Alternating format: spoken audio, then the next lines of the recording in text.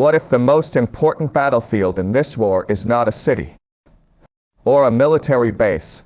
What if it is a 5-mile island sitting quietly in the Persian Gulf? An island that most people had never heard of. An island with no massive army, no famous weapons system, no dramatic front line, but an island that connects directly to the survival of an entire country. Because if the world is watching missiles and fighter jets, they may be missing the real battle happening underneath. The battle over energy. The battle over money.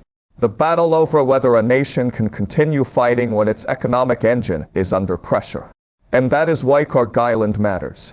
Not because it is large, but because it may be the place where military power meets economic reality. On a satellite image, KHARG Island looks almost insignificant. A small piece of land, surrounded by the blue waters of the Persian Gulf. A few industrial structures. Storage tanks. Loading platforms extending into the sea.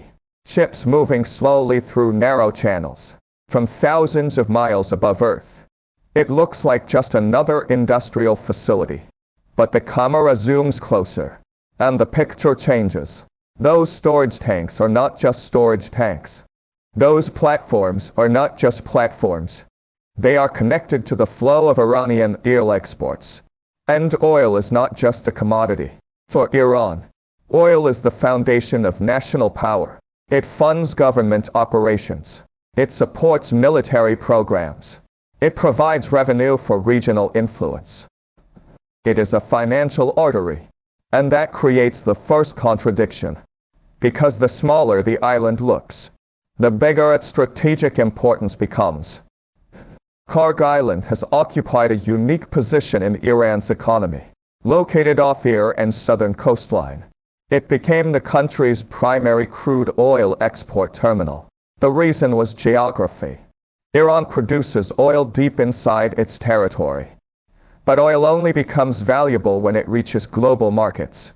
And to reach those markets, it must pass through a chain of infrastructure, pipelines, storage facilities, tankers, a system that connects the ground beneath Iran to the global economy. KHARG Island sits at the final stage of that system. The last door before Iranian oil enters the world. And that creates the second contradiction. A country can possess enormous natural resources. But if it cannot move those resources lose their strategic value. The oil underground is not the power.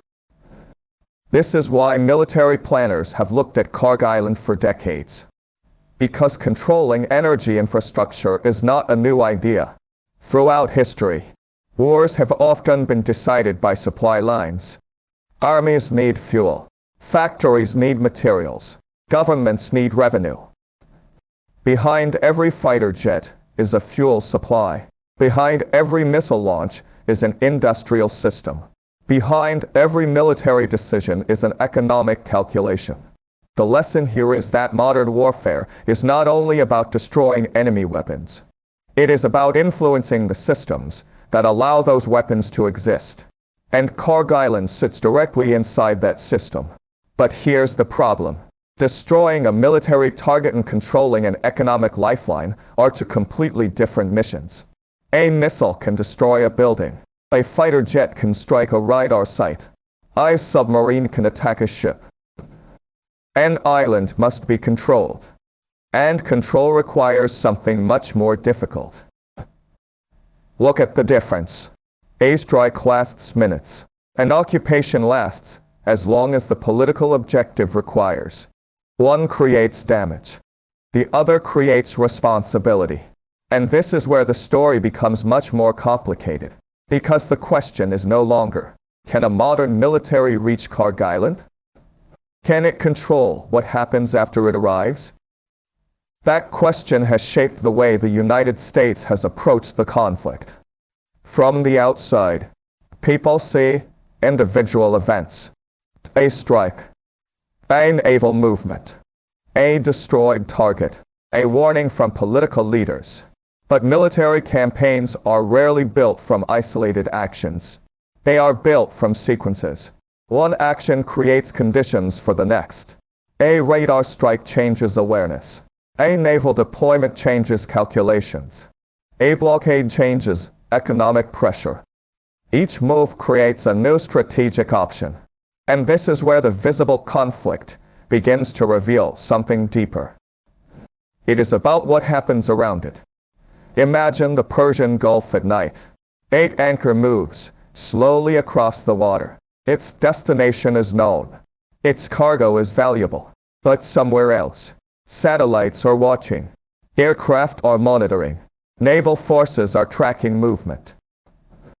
It has become a piece on a much larger strategic board.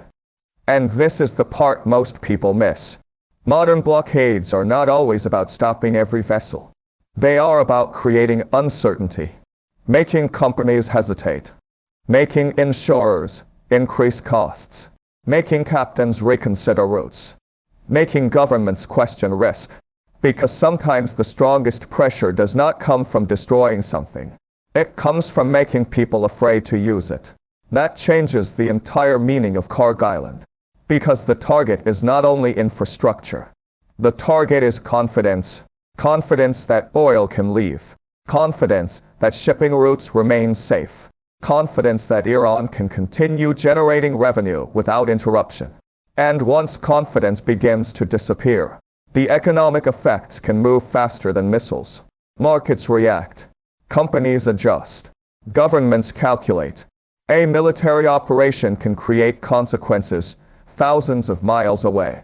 A decision made near the Persian Gulf can influence fuel prices and political pressure around the world. The battlefield has expanded. The front line is no longer only where weapons collide. It is where decisions are made. But this creates another contradiction. Iran understands the importance of KHARG Island too. Which means the island is not simply a weakness. It is also a source of leverage. A strategic pressure point. A reminder that global energy networks remain vulnerable. Because the same geography that makes KHARG Island valuable also makes the entire region sensitive. The Persian Gulf is connected to one of the world's most important energy corridors. A disruption does not stay local. A anchor delay becomes a market reaction. A market reaction becomes political pressure. Political pressure creates new military calculations. One small location can trigger consequences far beyond its borders. And this is why the world is watching. Not because KHARG Island is another military target, but because it represents a bigger question. Can economic pressure achieve what military strikes cannot? Can a nation be weakened without a traditional battlefield victory? Can controlling a supply chain become as important as controlling territory? They may be decided by who understands the hidden systems behind those weapons. And KHARG Island may be the place where that new kind of warfare becomes visible. But here's the part most people are missing. Everyone is watching the island. Everyone is watching the oil. Everyone is watching the military movements. But the real battle may not be happening on KHARG Island at all. It may be happening inside the decision-making process of both sides.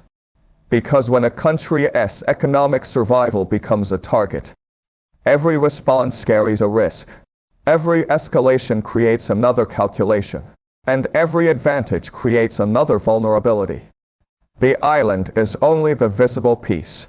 The deeper conflict is still hidden. And to understand what happens next, we have to look beyond the island itself. Because the real war is not only about controlling a place, it is about controlling the choices that come after. But here's the question that changes everything. What if KHARG Island was never the real target? What if the island itself is only the visible piece of a much larger strategic battle? Because from the outside, this looks like a fight over oil, a fight over tankers, a fight over who controls a 5-mile piece of land in the Persian Gulf. The more you realize something different is happening. The battle is not only about controlling barrels. Because in modern warfare, the strongest weapon is not always the one that destroys the most. Sometimes it is the one that forces the enemy to make impossible decisions. And that is where KHARG Island becomes more than an oil terminal. It becomes a test of whether a country can survive when its military power and economic power are separated. Look at the island from above. A small piece of land, storage tanks, loading platforms, ships moving in and out. Nothing about the image looks like a battlefield. But that is exactly why it matters. The most important battles of the future may not happen around obvious military targets. They may happen around the systems that allow nations to continue fighting. Because an army without money cannot maintain weapons. A navy without fuel cannot move. A government without revenue cannot sustain a long war. The lesson here is simple. The battlefield has expanded. The front line is no longer just where soldiers meet. It is where resources flow. And that changes the entire meaning of KHARG Island. Everyone thinks this battle is about taking an island. But the real battle is about whether economic pressure can achieve what military strikes cannot. And that creates the biggest question of all. How far can pressure go before pressure becomes occupation? Because there is a dangerous line between forcing an opponent to negotiate and creating a conflict that becomes harder to control. A missile strike is measured in minutes. That difference changes everything. Imagine the first 24 hours of an operation. The satellites are watching. The drones are already overhead. The radar networks are being monitored. A carrier strike group sits offshore. Inside a command center thousands of miles away. Commanders are not asking, can we reach the island? They already know the answer. Can we control everything that happens after we arrive? Because taking ground is one problem. Holding ground is another.